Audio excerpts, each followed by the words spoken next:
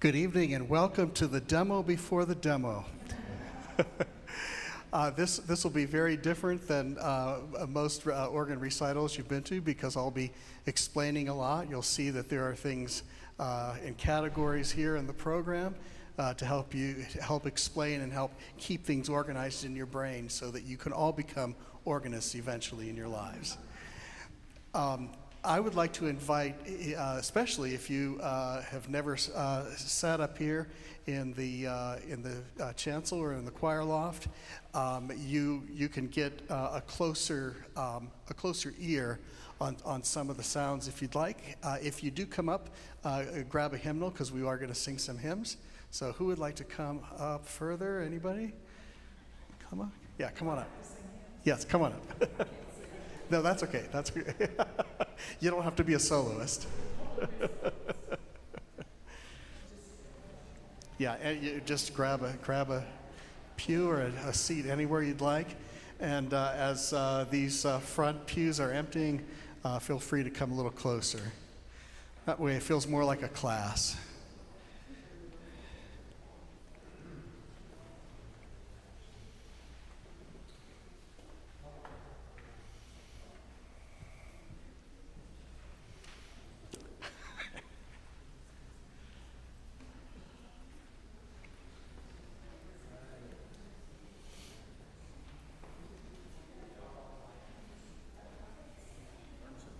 There you go.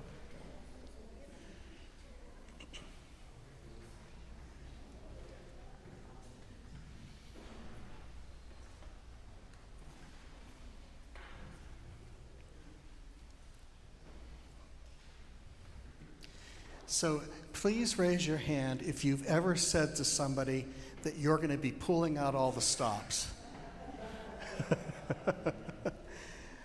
I heard that announced in a football game recently, and I thought, now I wonder if these football players realize they're about to play an organ. No, probably not. All my cousins were football players, but my side, we are the organists. So the stops, when the organs were first built in pre-Renaissance period, all of the pipes would receive the air from blowers that were hand pumped by, I think, teenagers. And what they needed to do, if you didn't want all the pipes to sound, you had something called a stop, and you pushed it in, and that prevented the air going to that set of pipes. What's developed since then are all the stops. There's nothing going to the pipes until you pull out the stops now. And afterwards, you could take a look. If you don't really know what that looks like on the organ, you could take a look at the organ console. Now, what you'll find that the organ is built in a way to imitate other instruments besides just the sound of the organ. But we're going to start with the foundations. And so the foundation you'll see is usually called a principal stop. And that principal is not to imitate any other instrument. It is simply a principal sound on the organ. And you'll see that it says 8-foot principal. And so the lowest pipe so it's called a rank of pipes. So you have 61 pipes for one rank. That goes from bottom of the keyboard to the top, and usually the lowest pipe would be about 8 feet tall. So if you call it an 8-foot stop, that's the same pitch as a piano, okay? So here, it's a principal, but in this organ, they use a French term. It calls a montre, and then it's also called a diapason in some organs. And in many of the Skinner organs, it was called a diapason, but not on this one. What we'll hear is, on this side, this is called the Great Division, and so it's the main division of the organ, and the tallest pipes there are the 8-foot montre. And I'm going to play for you, "O World, I Now Must Leave Thee," which is something Brahms wrote for the dying. So is the organ dying? Oh. Maybe the organ will just have to be dead for a little bit, and then it's going to be resurrected. Okay, so, O world, I now must leave thee. Take in the sound of the principal 8-foot stop of the organ.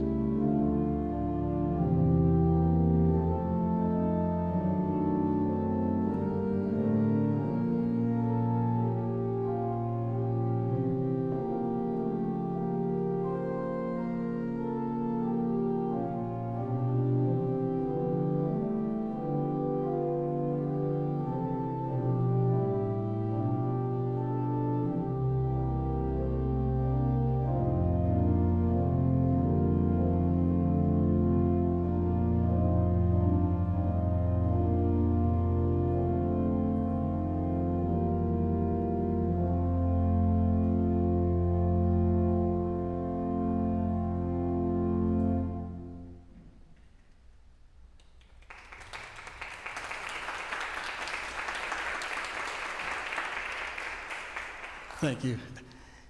So what most, especially the Skinner organs, will have is both a principal and a diapason.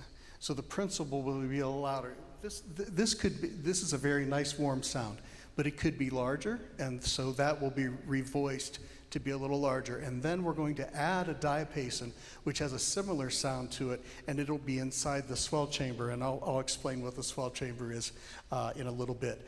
And so now, even though these next stops are called flutes, to imitate flutes, they're still considered part of the foundation of the organ, still at the 8-foot. And so some flutes look like the metal pipes that you see, but there are flutes that are inside in the back that you can't see that are made out of wood. And you'll see there's these top things for tuning them, and the air goes up and down. So in this case, an 8-foot flute only has to be 4 feet tall. And so if you're looking for more space in the area and you don't have the height, you could use an 8-foot flute at 4 foot. So I'm going to play the, first of all, at 8 feet at the regular pitch.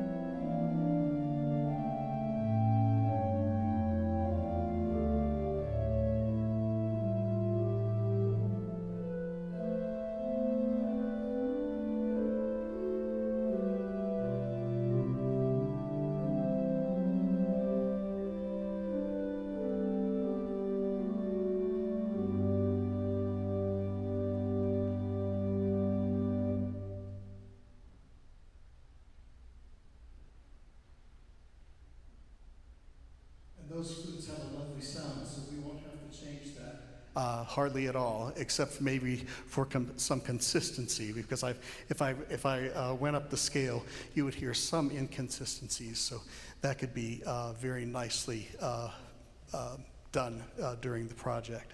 Now I'm going to use 4-foot flutes, which are actually, the largest would be 2 feet, but you'll hear this really lovely sound that's up 1 octave. So the 8-foot plays at piano pitch, 4-foot would be an octave up. Now, and I'll explain afterwards, but I'm gonna play most everything on 4-foot flutes, and then you're gonna hear something a little different, a little bit bigger, and then I'll explain what that is.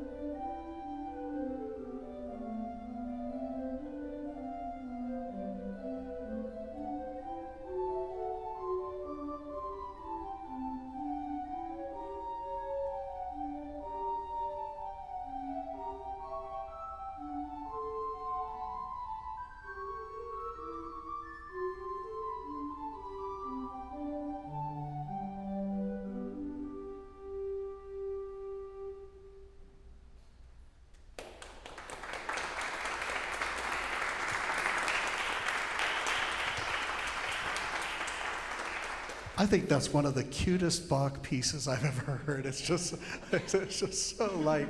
And so what you heard were the 4-foot flutes at first, and then you heard me playing the 8-foot flutes manually up an octave. Now, in most organs, I could take those 4-foot flutes and I could hit 2 stops, and it'll take those 8-foot flutes up to a 4-foot without me having to move my hand up there. So imagine if I could combine those flutes you heard at first with these flutes, taking them up an octave and having them all play together. That's 4 ranks of flutes together, making an even better sound than you heard. So that's just one simple thing that will happen in the console in the renovation. So now, what I'd like to do is let's sing a hymn so you could feel the flutes when we sing the simple hymn Day by Day. And then once we do that, I'm going to demonstrate the principles on the next hymn so you could see how it feels to sing the hymn on the flutes on 654. And then on 635, I'll use the principles. We'll start with just the 8-foots, and then I'll add the 4-foots to it. And then I have a Bach prelude based on hymn 635, If Thou But Trust in God to Guide Thee. That will add a 2-foot, so it'll be 1st octave, 2nd octave, 3rd octave up. And then I'll explain what a mixture is after that.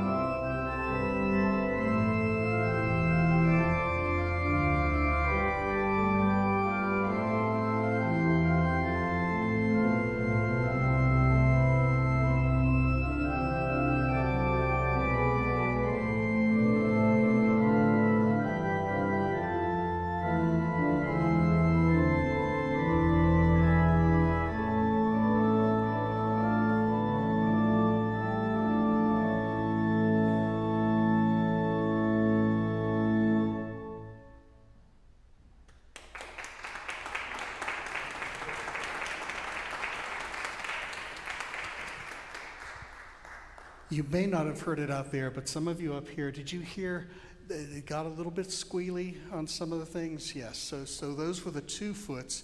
And so that, especially those of us in the older generation that start to have hearing issues, all of a sudden those high notes sound a little too loud. So we'll be getting those under control, because not all the notes are too loud, but some of them are. Okay, and now I'm going to explain what a mixture is.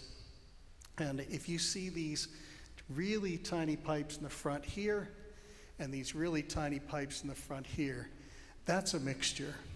And I won't be using them right at the beginning. I'm going to be using the mixture that is inside the swell chamber, which is the other thing I'm going to explain in a little bit. And I'm going to show you what it does.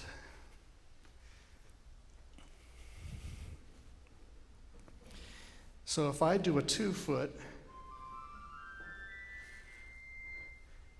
the mixture is a series of, in this case, 4 ranks of small pipes of different pitches.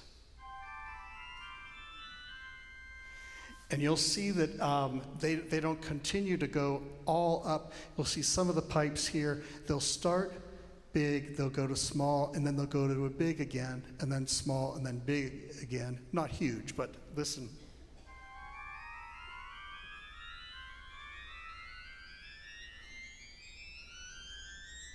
So there's that repetitive thing, so they don't get too high.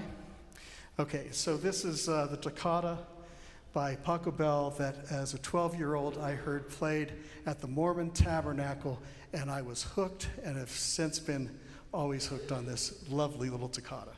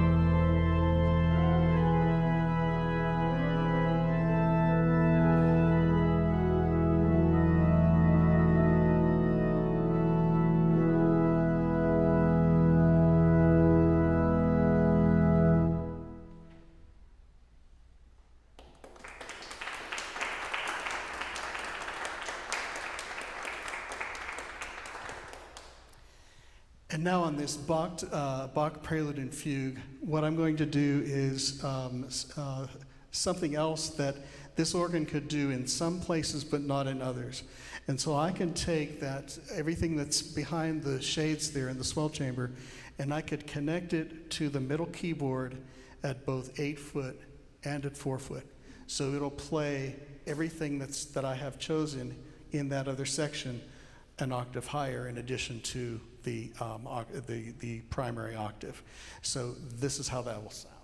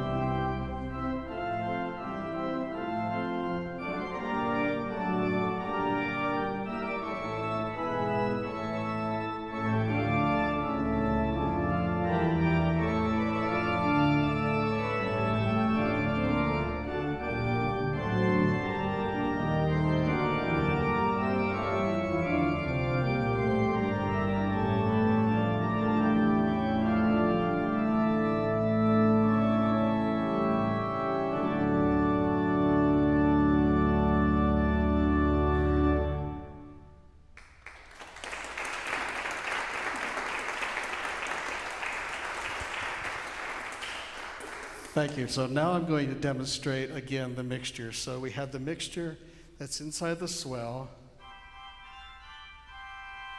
And then on this Bach piece, I took it up an octave, so it's both octaves. Okay? And then this is what I could do.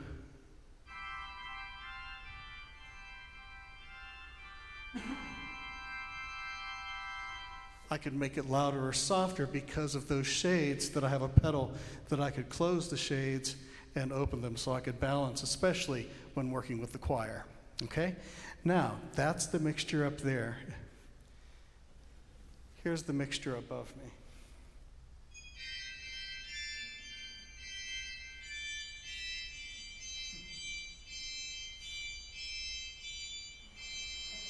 What do you think of that?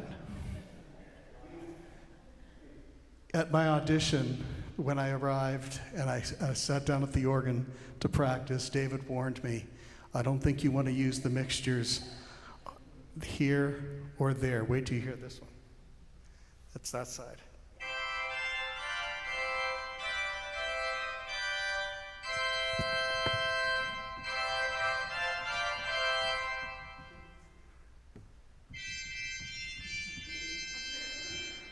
Okay, so if we, let's see.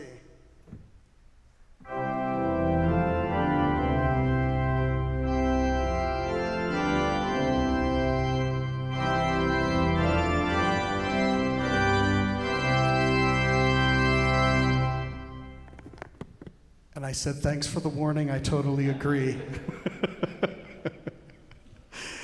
Okay, and before we sing the hymn, I'll tell you a little bit about the pedals. So imagine that if the pedal is playing yet an octave lower, it's called a 16-foot stop because the largest pipe could be 16 feet tall.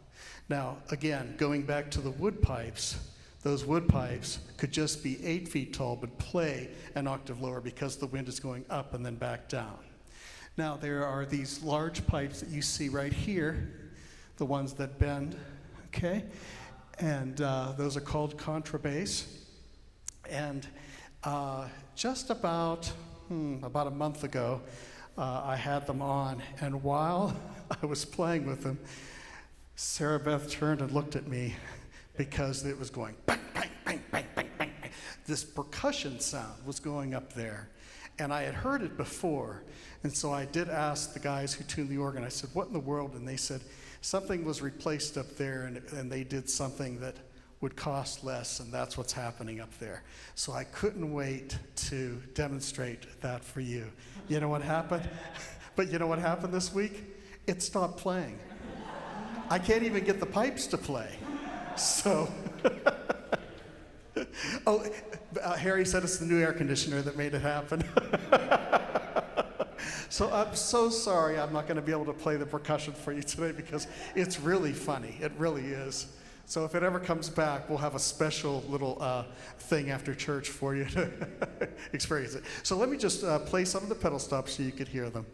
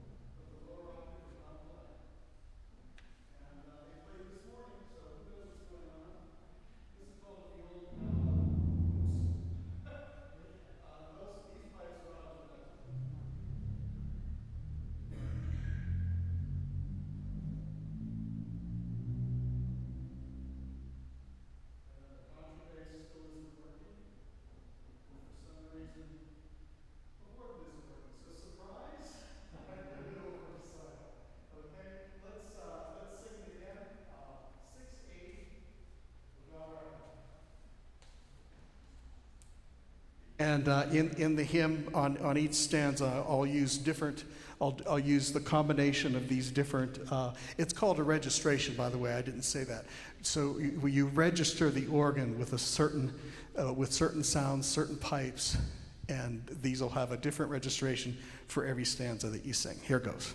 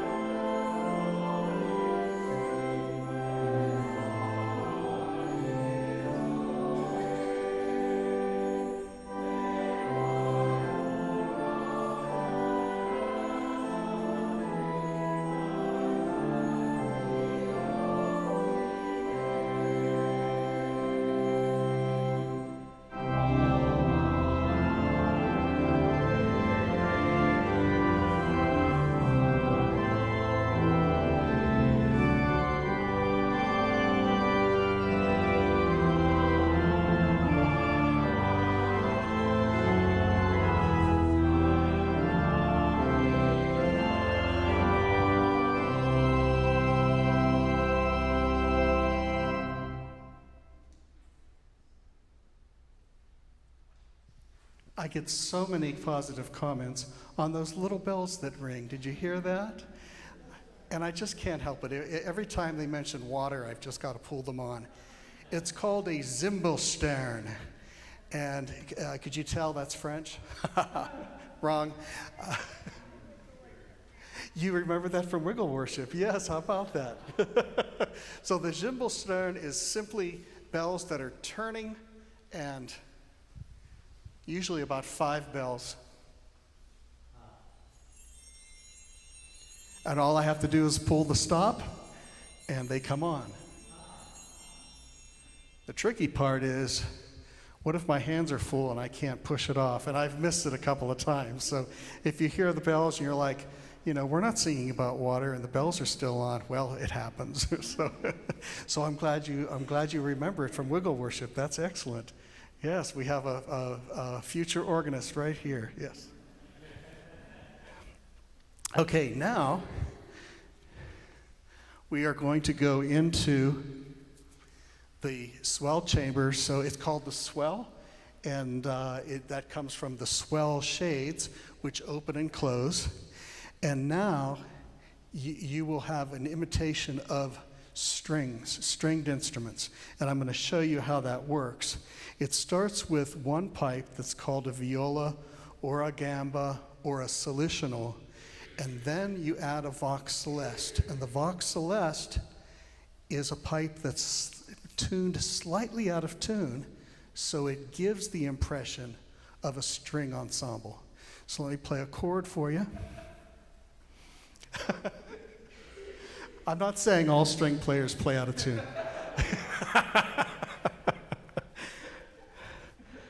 Okay. Okay, so here is the viola gamba. Isn't that pretty when you do that? Yes. Now, we also have a flute celeste. We're not going to be keeping that up here because we have a plan in the future for a back organ. And because it's so quiet and so tender, it'd be lovely coming from the back. So that'll be in storage for a while, but that's how this sounds. Okay, so that's a flute celeste. And then again, the viola and viola celeste. We have a Gems horn. It's called a Gems horn, but it's actually also a string stop on this side. But it does not have a celeste. But a Gems horn can have a celeste. So imagine if we have this side with the viola da gamba and the celeste, and the Gems horn and the celeste. It'll give us a lot more. But I'm going to play you some Louis Vierne from Notre Dame in Paris, Communion. And you will hear how the swell shades, so you can watch for the swell shades opening and closing.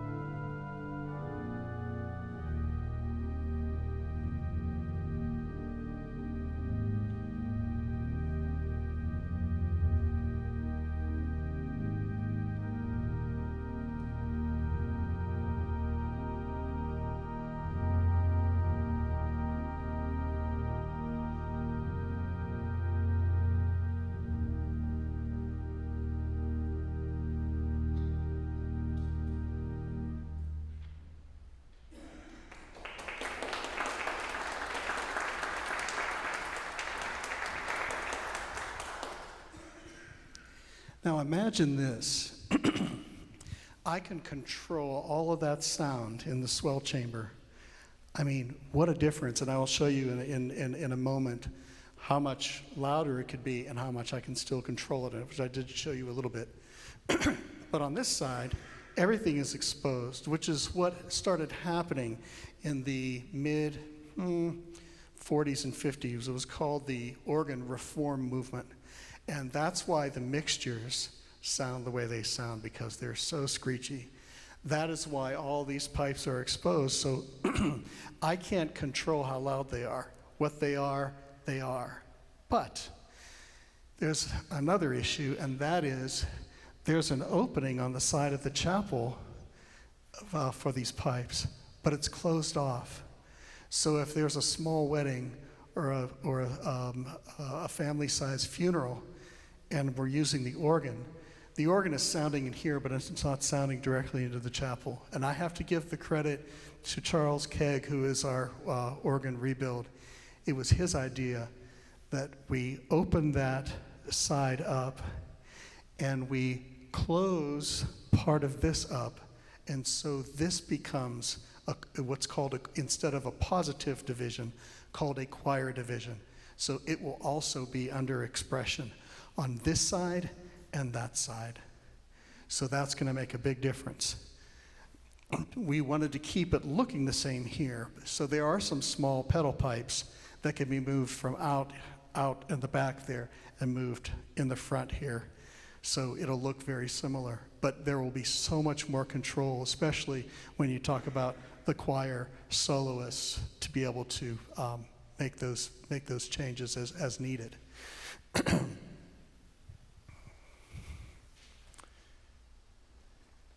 So let's sing the hymn 302, and we're going to do that with these string stops.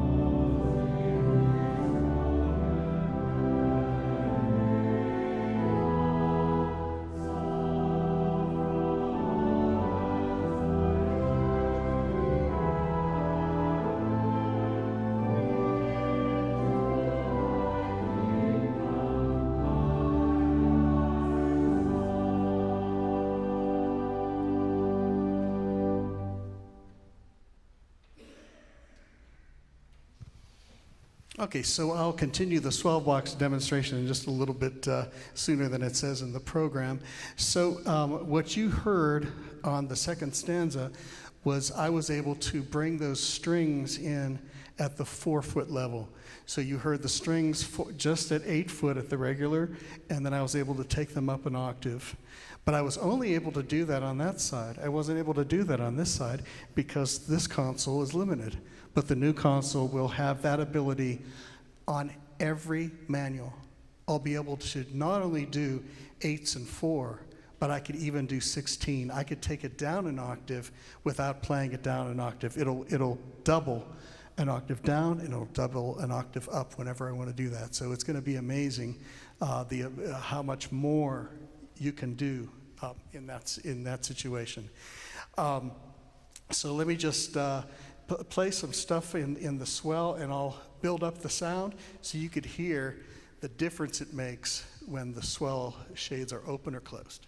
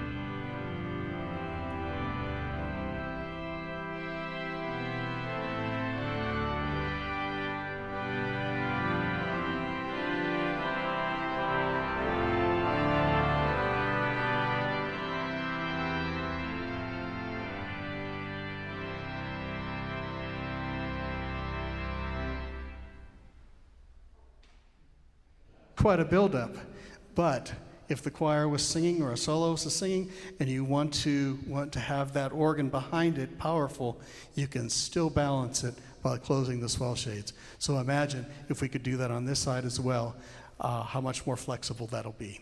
Okay, now I'm going to be demonstrating the reed stops in just a moment, but before I do that, I'm going to demonstrate what's called a cornet.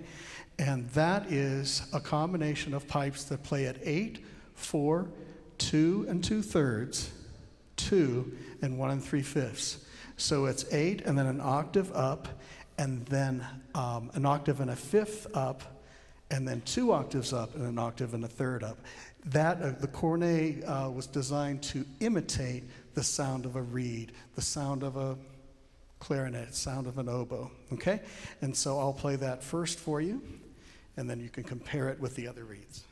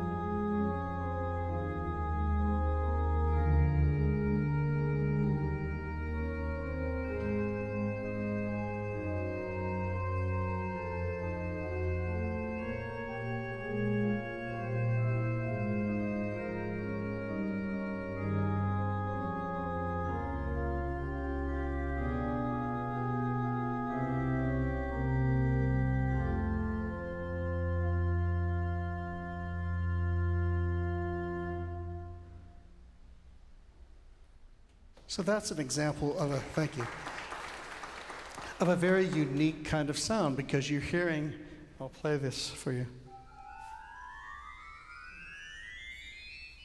these other pitches. Now, what they've done here is they put cornet 2 ranks, and so they put both the 2 2/3 and the 1 3/5 together. So I don't have a 2 2/3.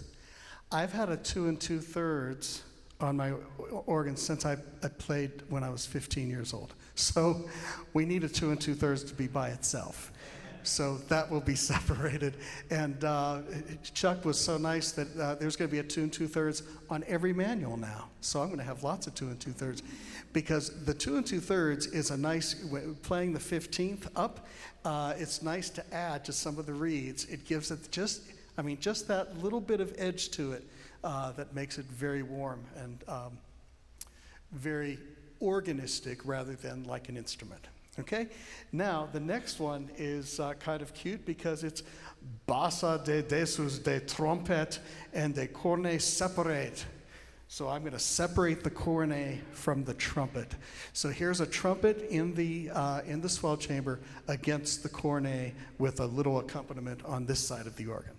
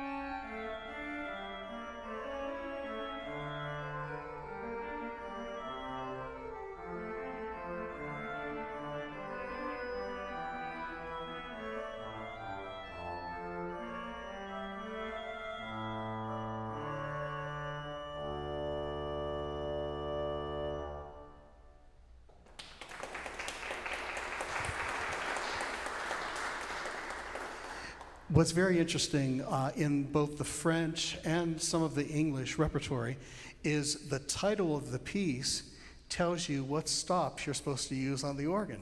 So this one is saying the trumpet and the cornet, so you do what the composer tells you.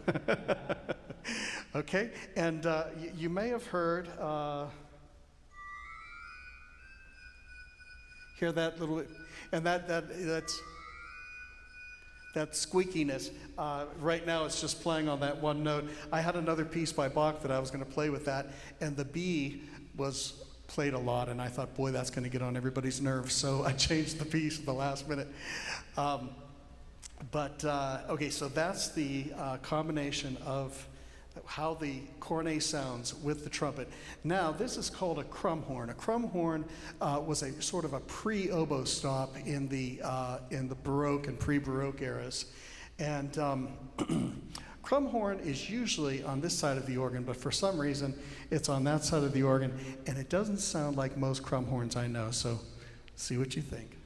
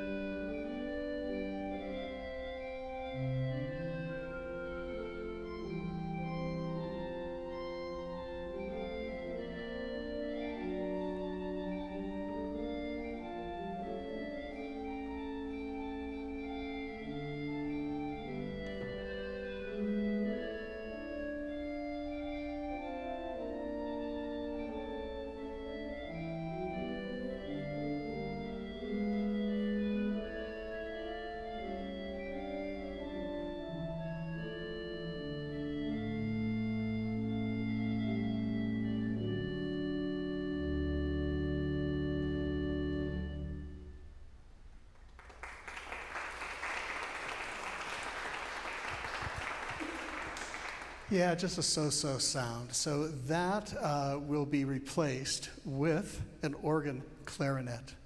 And when the clarinets are voiced on an organ, they have an absolutely lovely sound. That clarinet will be on this side in this swell, so I could play this one against another sound on the other side, which will be very versatile. Okay, and now I'm going to play a piece for two trumpets, trumpet voluntary, and let's see if you could hear the difference between the trumpets.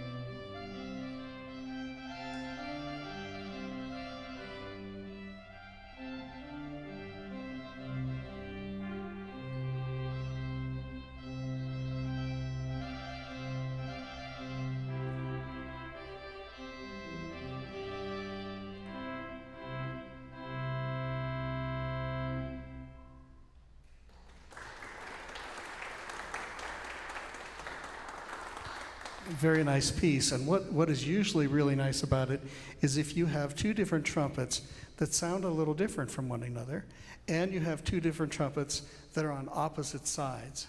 But for some reason, both of these are on that side. One of them is being called an oboe. Does it sound like an oboe to you? It doesn't sound like an oboe to me. Susie Rocket, I bet, would have definitely an opinion of that. So let me show you again. I mean, that's not much difference, and that doesn't sound like an oboe. And that was a change made when some negative changes were made back in about 1987. So, and get this. I found out, because when Charles Cagg was up there looking closely, he found out what the oboe actually is. But it's listed as a clarion at 4 feet. Now, a clarion usually sounds like this. And shouldn't an oboe sound like this?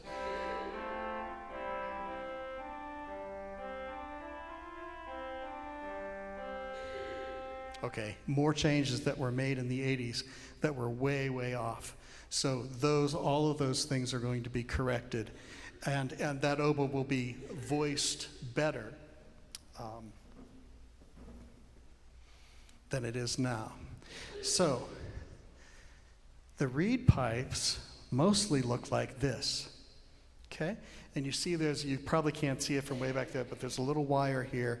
That's the reed that's in the inside, and that's how it's tuned, with the reed on the inside, and then you have sound coming from the top and from the side. Let me see if... That's nice, isn't it? Do you like that? Yes, good. So anyway, now I'm going to just give you a sort of an overview of the different reeds in the organ. I'm going to play them all, and you could hear how they all sound.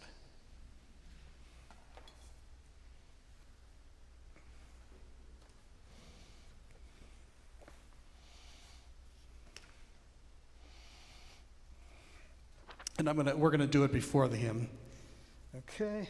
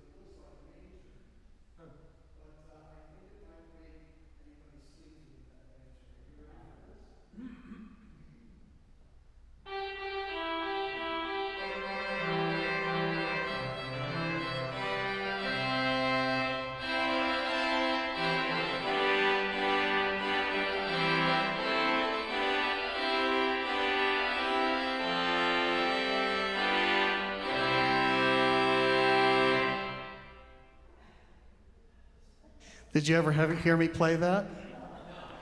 David warned me at my audition, don't use that.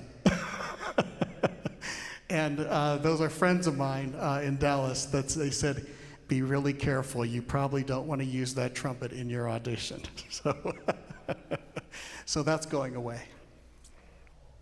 Okay, let's sing a hymn that will demonstrate a mixture of the reeds and all the foundation stops. Almighty Father, 579.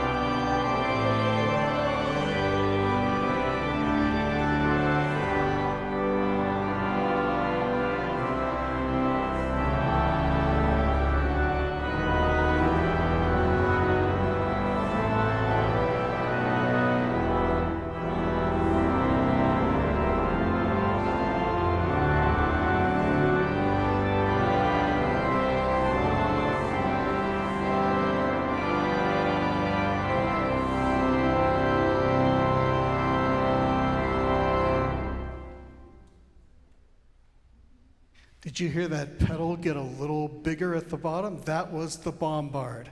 And so I'm going to play something on just the pedals. Let's see if I can raise my hands up while I play so you know that I'm playing it only with my feet.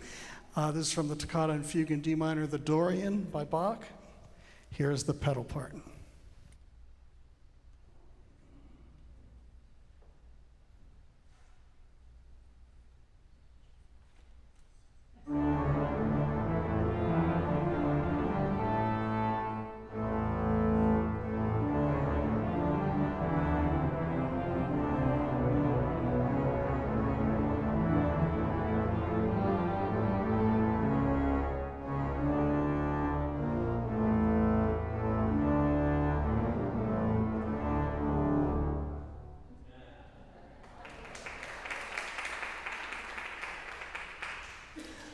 And when the organ is dedicated, I'll play the rest of that piece for you.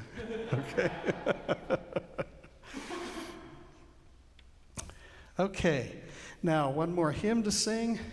And this, again, is just giving you the positive flexibilities that this organ has as it is, but leaving out those things that could be really difficult on the ears. And I think once you hear the organ again in 8 or 9 months, you're going to hear so much more flexibility, so much more that can be done, even though there is limited space for the pipes. What will be changed in the console and what would be changed with the voicing, and that both sides to be enclosed will give us a much more flexible instrument. So here we are on the hymn 410.